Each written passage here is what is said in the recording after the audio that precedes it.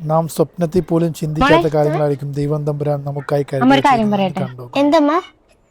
അച്ഛൻ മരിച്ചിട്ടിപ്പോ 5 വർഷമായി. മോക്ക് അച്ഛന്റെ സ്നേഹം വേണം തോന്നിയിട്ടില്ലേ?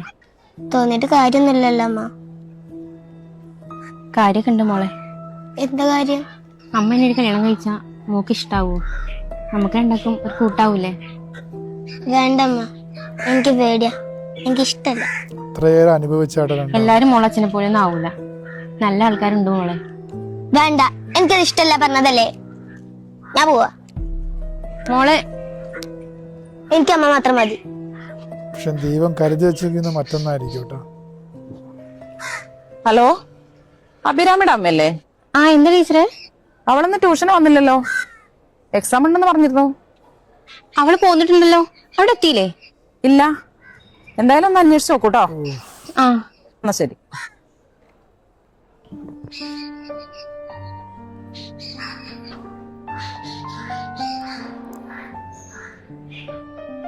ആ ഹലോ അബി, വിഷമിക്കണ്ട, വാ നമുക്ക് ക്ലാസ്സിൽ പോവാം. ഞാൻ ലജ്ജ വെക്കോ?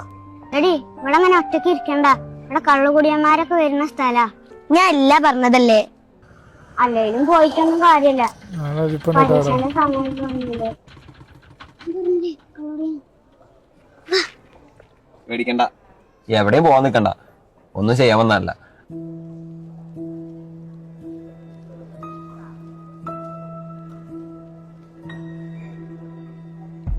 ഹലോ, ആ ഇനി തരേണ്ടോ?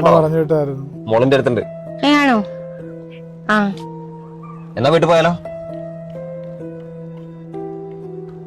അല്ലേ വേണ്ട, നമുക്ക് ആദ്യം ഒരു ഐസ്ക്രീം കഴിക്കാം, എന്നിട്ട് വീട്ടിൽ പോകും. വണ്ടി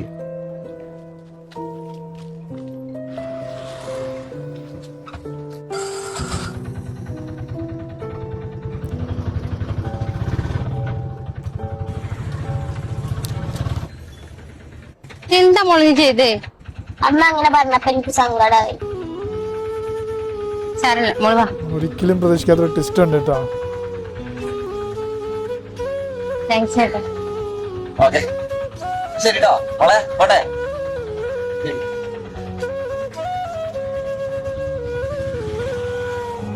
അമ്മ, ആ മാമ സൂപ്പറായി, എനിക്കിഷ്ടായി. ആണോ? ആ അബി രാവിലെ ട്യൂഷൻ ക്ലാസ്സിൽ പോയിരുന്നു. അവിടെ എത്തിയിട്ടില്ലെന്നാ ടീച്ചർ പറഞ്ഞ. ആ രാവിലെ നമ്മുടെ കാര്യം സൂചിപ്പിച്ചു. അവള് ദേഷ്യപ്പെട്ടിട്ടാ പോയത്. ഓക്കെ, ഞാൻ നോക്കിക്കോളാം.